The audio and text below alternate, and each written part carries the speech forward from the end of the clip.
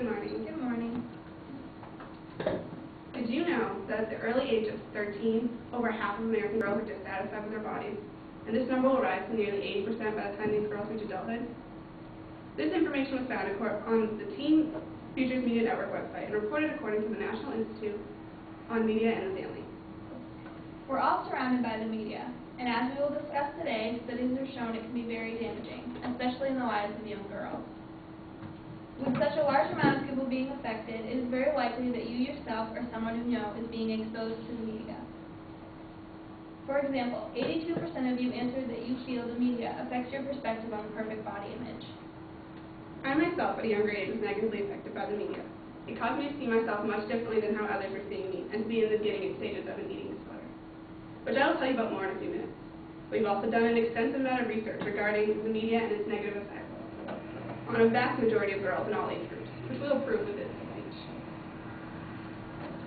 Today we'd like to talk to you about the damaging and sexual images in the media and their impact on the lives of young girls.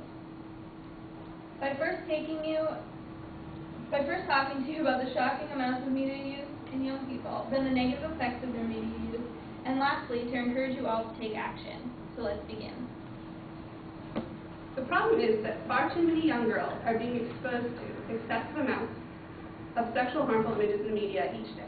Young girls exposed to or expose themselves to hours of media use, such as television, magazines, movies, and the internet.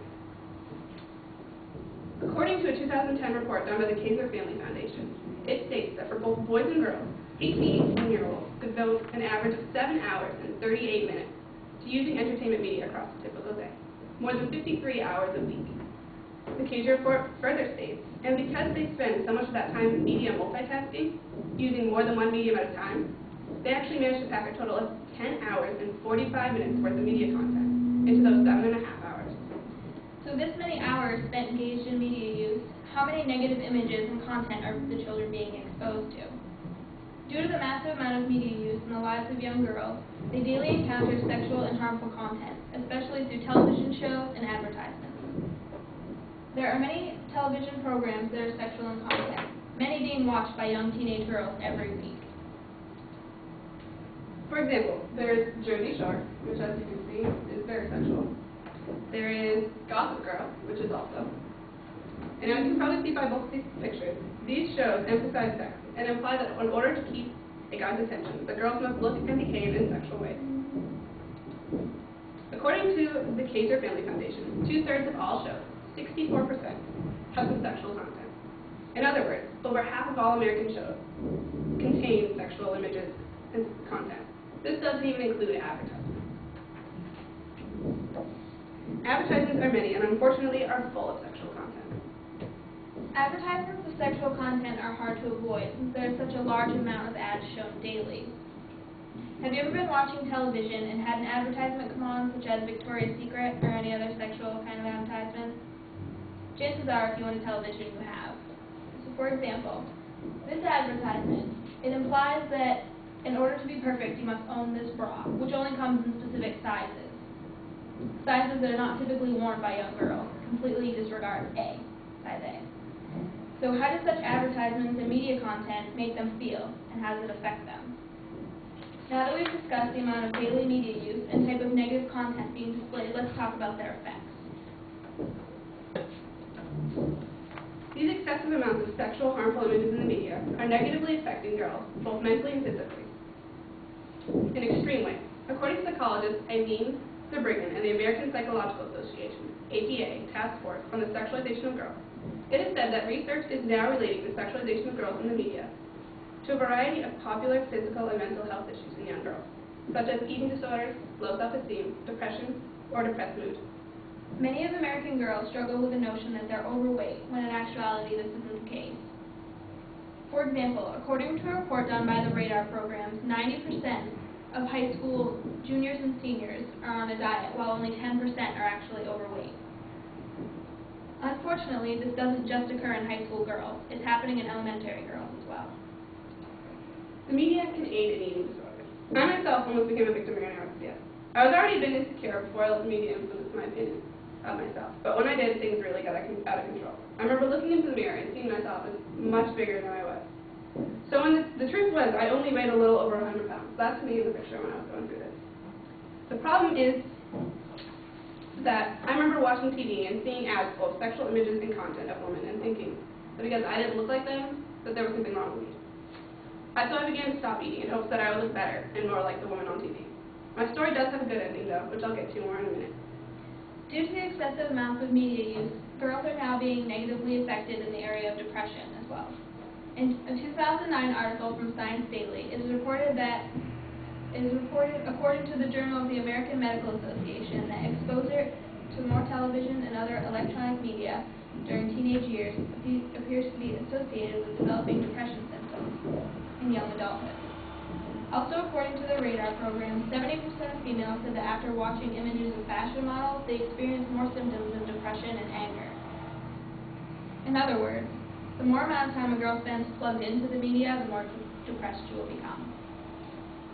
Psychologists say that the media isn't entirely to blame for mental and physical health problems in the lives of young girls. According to a report done by psychologist Eileen Zabrigan and the APA Task Force on the Sexualization of Girls, the blame for health problems we just discussed doesn't lie entirely in the hands of the media. They say that girls' interpersonal relationships may also be to blame. Their parents, friends, and sometimes even themselves may be partly responsible. However, according to research, more evidence indicates that much of these problems are indeed due to sexual and harmful media images and content versus not.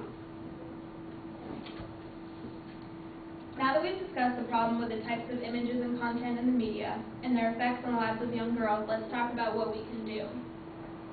To help lessen the negative effects of the media on young girls, we can educate the girls in our lives about the issue. We can provide support and encouragement.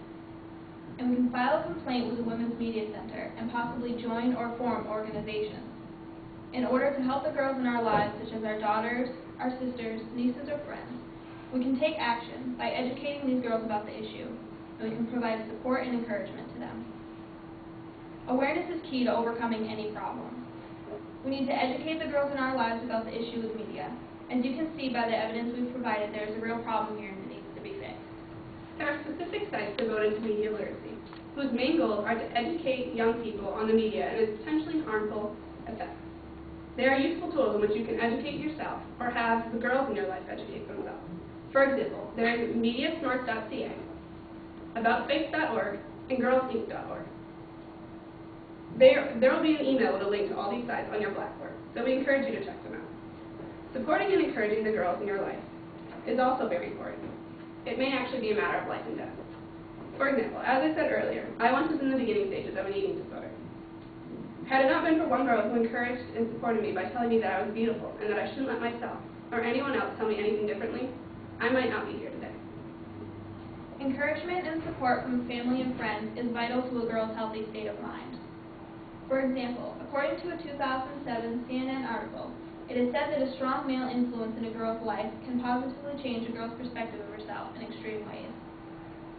This shows the importance of family support and encouragement, particularly from fathers, uncles, brothers, and friends. Another way we can help to lessen the amount of harmful and sexual images in the media and their negative effects is to file a complaint with the Women's Media Center. The Women's Media Center is a website devoted to raising media awareness and holding the media responsible for their effects in the lives of young girls and women. Filing a complaint with the Women's Media Center only takes a few minutes of your time, and it's easy to do. Filing these complaints helps the center fight against the media's negative effects on young girls. Even if you have an insanely busy schedule, try to take a few minutes out of your day to do this. Your opinion matters, and every voice helps.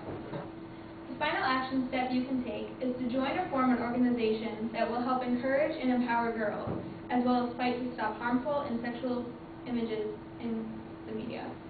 One organization in particular, Spark Summit, is a girl-driven organization. Its main goal is to end the sexualization of girls in the media and encourage and empower these girls to stand up for themselves and make a difference.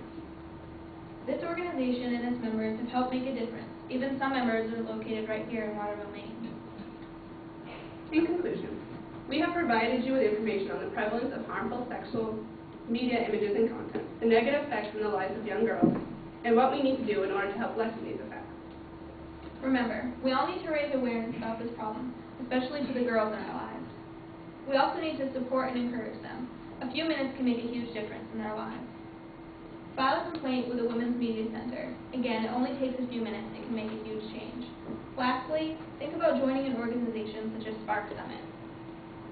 The links to both the WMC and Spark Summit are right in your email and Blackboard, so make sure you check them out.